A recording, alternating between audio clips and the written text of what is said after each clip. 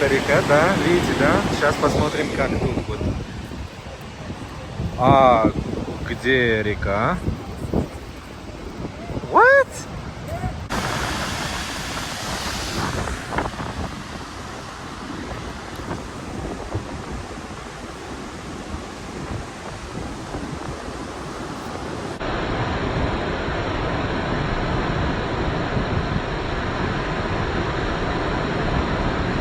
Where from? Sorry.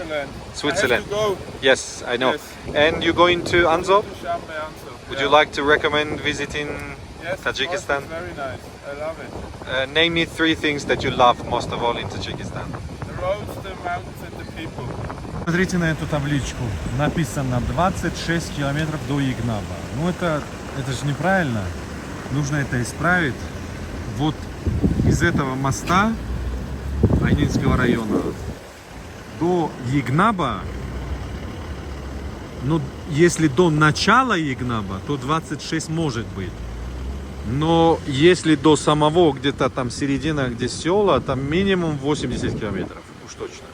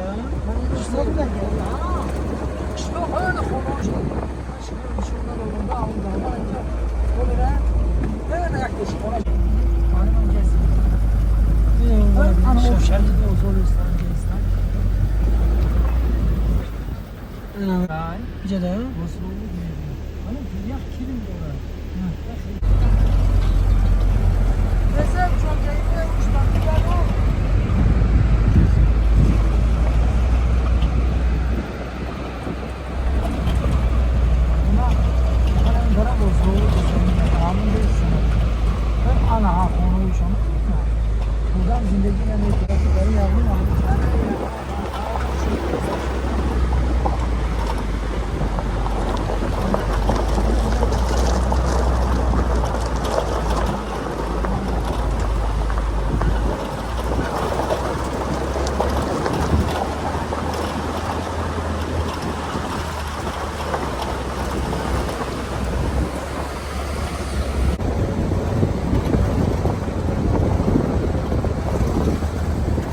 Радио digamos sabe, então vai sair da minha. Vamos ver sabe de três guitarras.